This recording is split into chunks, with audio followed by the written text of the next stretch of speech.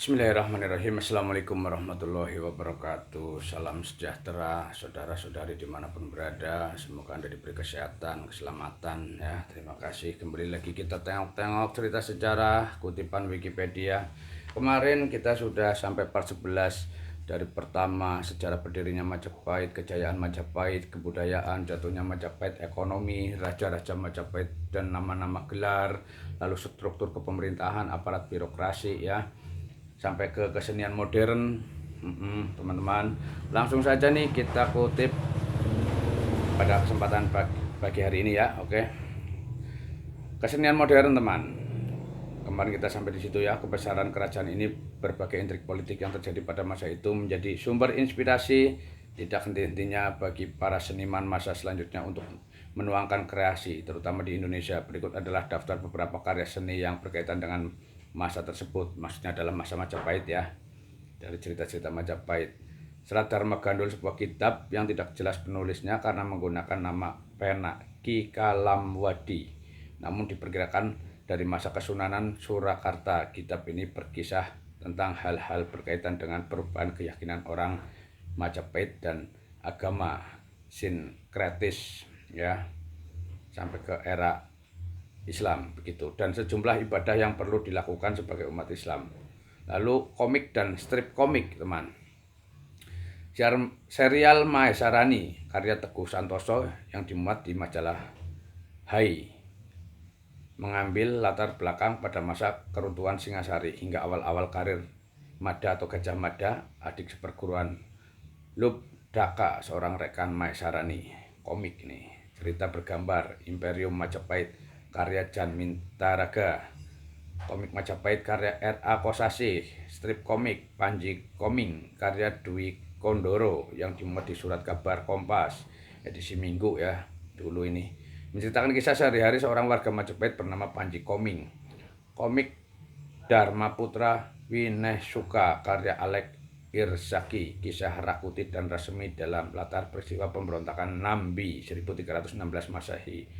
Oke teman, roman novel sejarah ya, Sandikalaning Majapahit 1933 maksudnya. Roman sejarah setting masa keruntuhan Majapahit karya Sanusi Pane.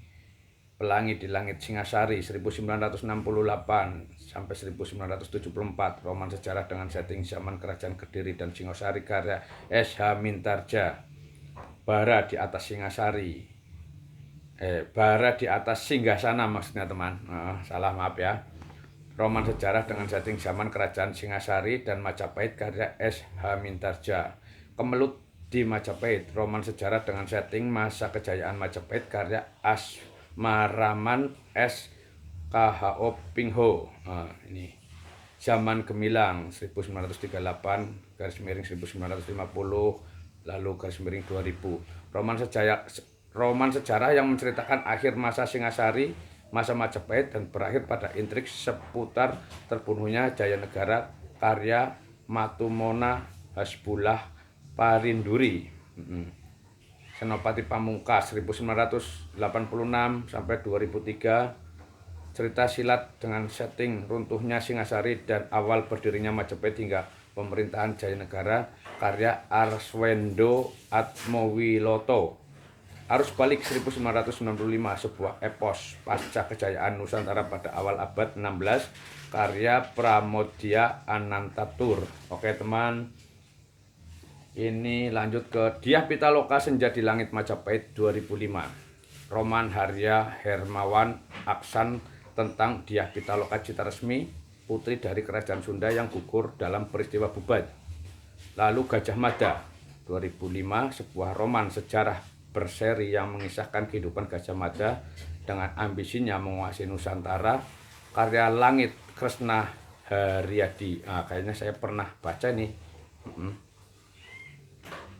Jung Jawa 2009, sebuah antologi cerita pendek berlatar Nusantara karya Redra Fartrisna Kumiawan, terbitnya Babel Publishing.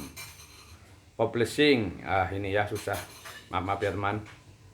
Oke, Lalu film sinetron Tutur Tinular, suatu adaptasi film karya S. Tajab dari serial Sandiwara Radio. Kisah ini berlatar belakang kerajaan Singasari pada pemerintahan Kertanegara hingga Majapahit pada pemerintahan Jayanegara. Lalu Saur Sepuh, nggak asing nih, suatu adaptasi film karya Niki Kosasih dari serial Sandiwara Radio yang populer pada kurun dasawarsa pertengahan 1980-an hingga awal 1990-an. Film ini sebetulnya lebih berfokus pada sejarah Pajajaran, namun berkait dengan Majapahit pula. Iyalah, seiring sejajar Pajajaran dan Majapahit itu ada fase era peradaban yang seiring sejajar ya mungkin. Wali Sanga, sinetron Ramadan tahun 2003 yang berlatar Majapahit pada masa Brawijaya V hingga Kesultanan Demak pada zaman Sultan Trenggana. Putri Gunung Ledang, sebuah film Malaysia tahun 2004 mengangkat cerita berdasarkan legenda Melayu terkenal, Putri Gunung Ledang. Film ini menceritakan kisah percintaan Gusti Putri Retno Dumilah, seorang putri Majapahit dengan Hang Tuah, seorang perwira Kesultanan Malaka. Oke teman, nah kita masuk Sumpah Palapa, Sumpah Mapati Gajah Mada ya. Nah ini sebelum Majapahit, Kerajaan Aru atau Haru merupakan sebuah kerajaan yang pernah berdiri di wilayah pantai timur Sumatera Utara sekarang ya. Nama kerajaan ini disebut dalam Pararaton 1336 dalam teks Jawa Pertengahan terkenal dengan Sumpah Palapa yang berbunyi. Nah ini Sumpah Palapa Mapati Gajah Mada waktu diangkat menjadi Mapati oleh kalau nggak salah Tribuana Wijaya Tunggadewi. Ini bunyinya seperti ini teman, berdasarkan catatan Wikipedia ya. Sira maksudnya adalah Gajah Mada. Pepatih Amung Kubumi Tan Ayun Amukti Palapa. Sira Gajah Mada. Lamun Huwus kalah Nusantara ingsun Amukti Palapa. Lamun kalah Ring Gurun, Ring Seram, Tanjung Pura, Ring Haru, Ring Pahang, Dompu, Ring Bali, Sunda, Palembang, Tumasik, Samana, ingsun, Amukti, Palapa. Oke, ini bunyi dari Sumpah Palapa yang diikrarkan oleh Mapati Gajah Mada ya teman. Jadi kita kembali mengingat, semoga menjadi referensi untuk